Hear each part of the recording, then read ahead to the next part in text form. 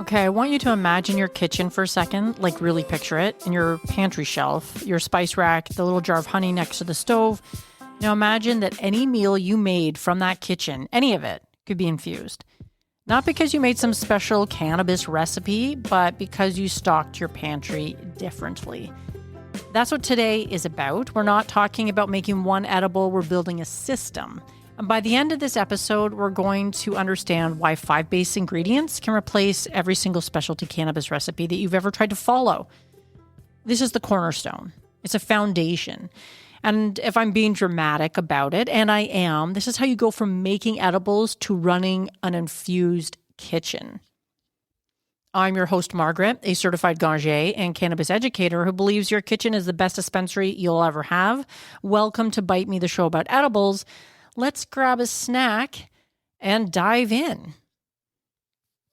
So before we get into the actual staples that we're going to be talking about today, I just want to take a few seconds to reframe all of this because I think most people approach cannabis cooking completely backwards.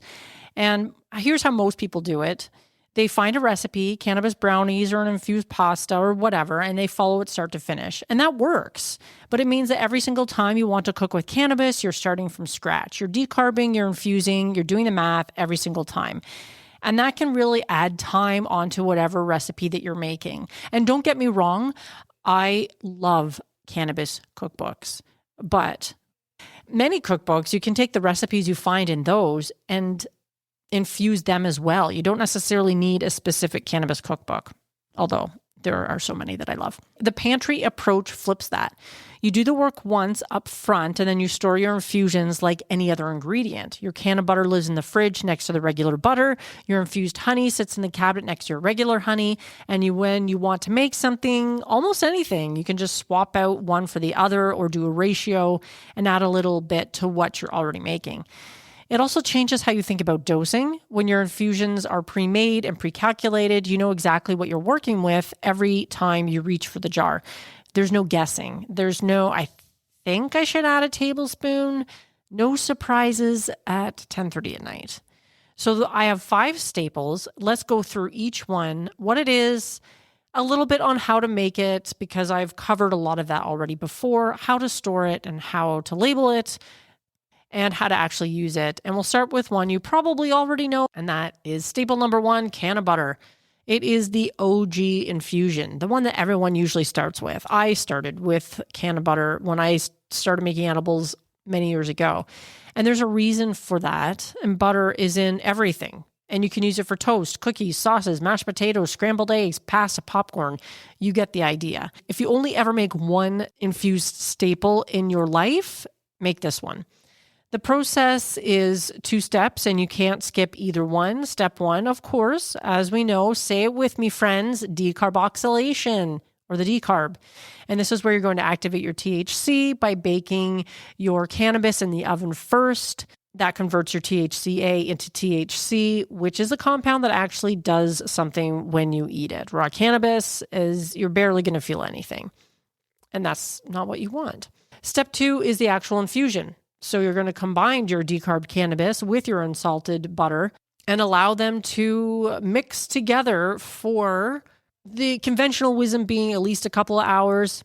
They're finding now, thank you to Vanessa Lavorato, 20 minutes. You can extract the majority of the cannabinoids in 20 minutes. And when I did my own tests with a T-check, I found that the longer infusion time did not necessarily extract that many more cannabinoids. It was pretty marginal, in fact. If I remember, it was something like, say, 3.7 milligrams per milliliter versus 3.9. So for all that extra time, it didn't really make my infusion that much more potent. When it's done, you strain it through a cheesecloth or a fine mesh sieve into a container, let it cool, and you've got an infused butter. You can store your can of butter in the fridge. I do find that of all the infusions I've ever had, can of butter is the one that can go rancid if you don't store it properly and use it in a timely fashion. So you can store it for about 3 or 4 weeks. You can also freeze it for up to 6 months.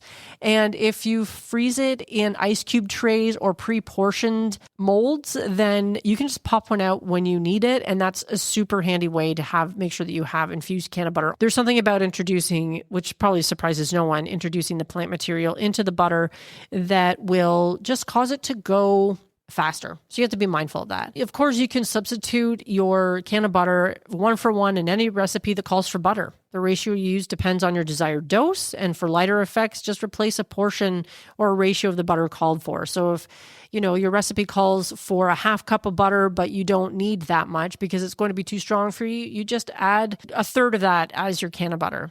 As always, start low, go slow if you're new, and you can always eat more. You can't uneat what you've already had. And in fact, I really do like to make edibles in such a fashion so that I can decide on the dose that I want. Staple number 2 is your cannabis coconut oil. And this one's worth having in addition to the can of butter, not instead of it, because it does things that butter can't. First of all, coconut oil is vegan, which means it opens up your infused kitchen to anyone who doesn't do dairy. It has a higher smoke point than butter, so it handles higher heat better, and it works in sweet and savory recipes. It's also absorbed transdermally, which means, and this takes us slightly off the culinary path for a second, it can be used in topicals too.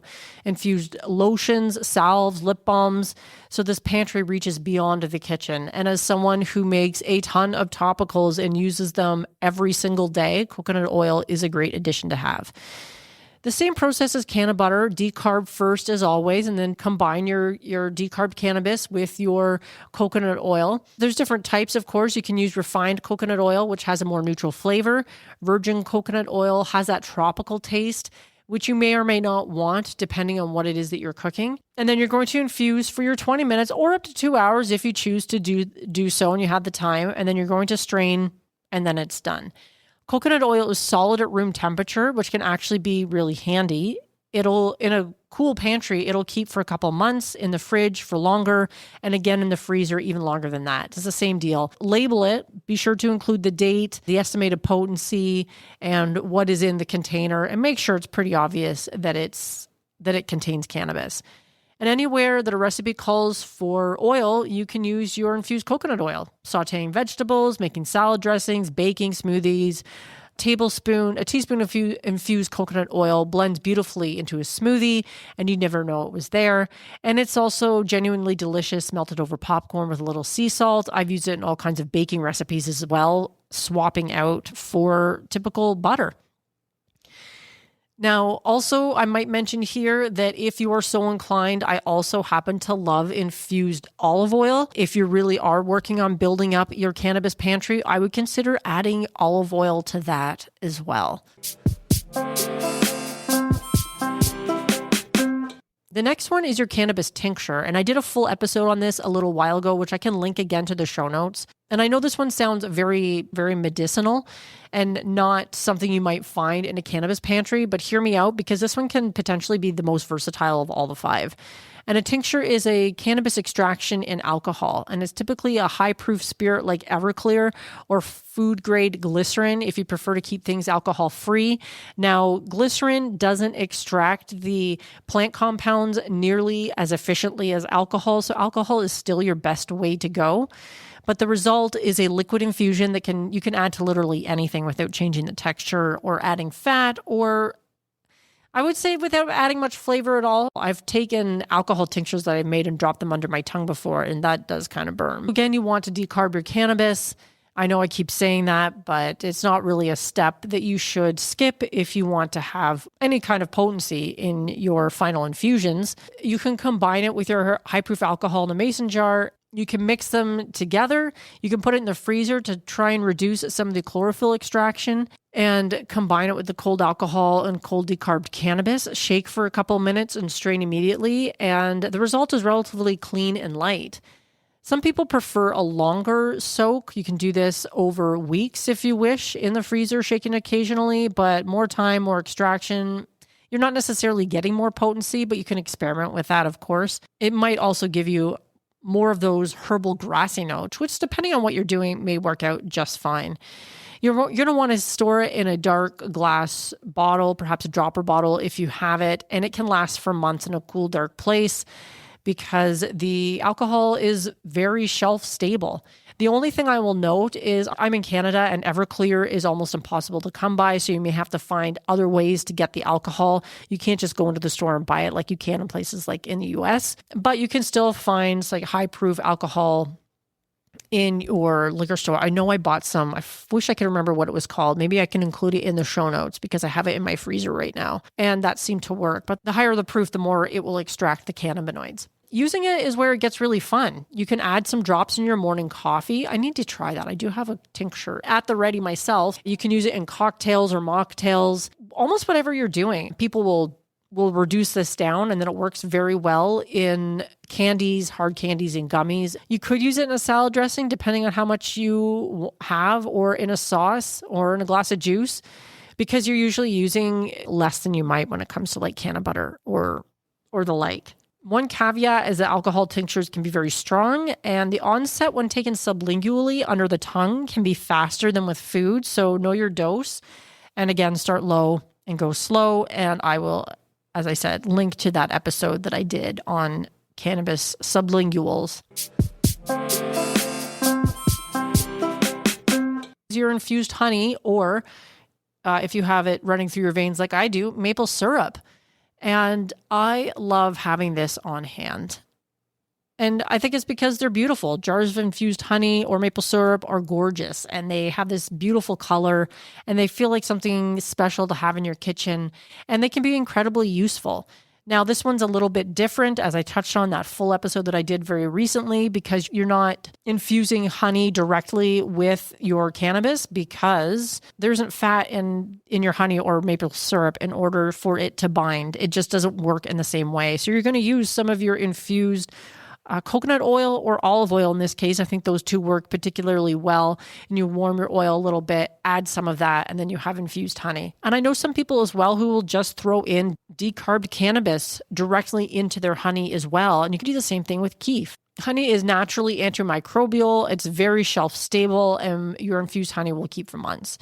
And this one, again, very, very useful. You can use it in your tea, your toast, your oatmeal, drizzled over cheese, fruit for a charcuterie board that will be remembered, salad dressings, marinades, yogurt. The list goes on. Honey is a very versatile. And this one also is really nice as a gift as well, because you can put it in a pretty jar and label it appropriately, of course, but that is a gift that keeps on giving.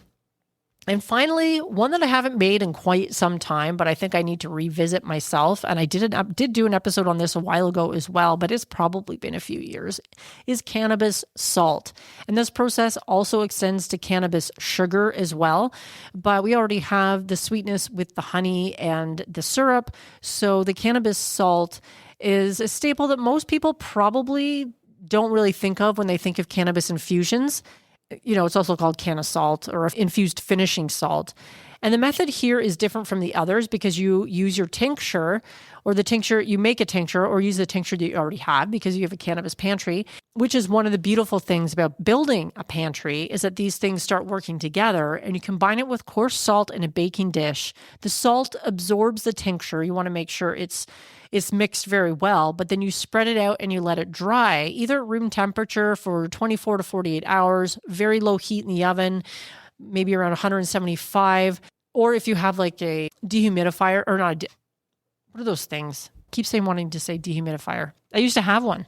Anyway, I'll think of it maybe later. But what you're left with is an infused salt that you can grind or use as is.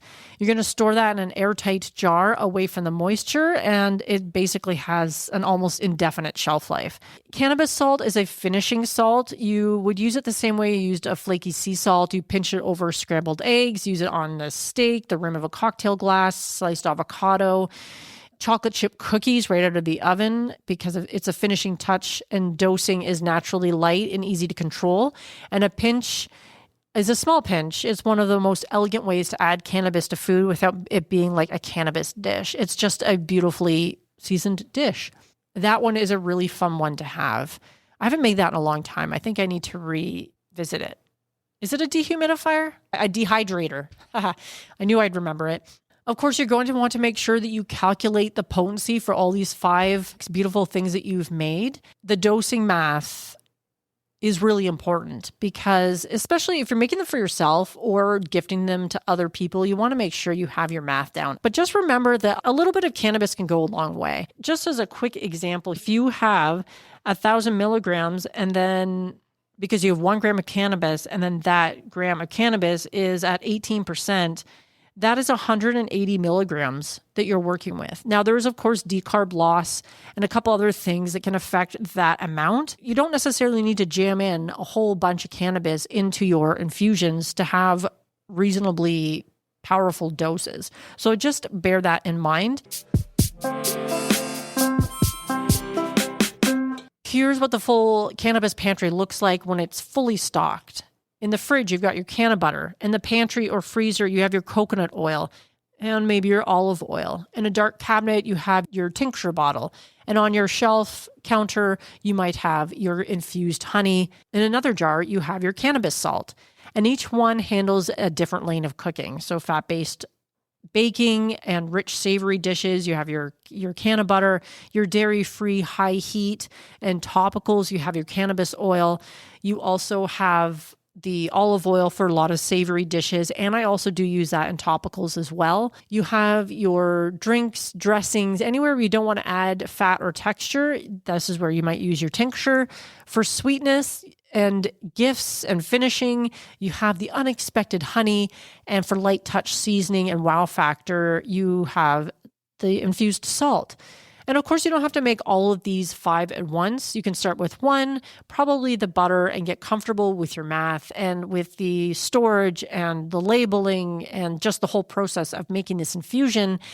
And then as you get more confident, you can build. In a few months, you might have a fully stocked infused pantry.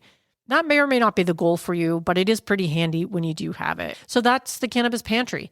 5 staples, infinite meals, and a whole different relationship with your kitchen. The thing I love most about this approach, honestly, is that it demystifies the whole process. Cannabis isn't a special, mysterious ingredient that requires its own recipes.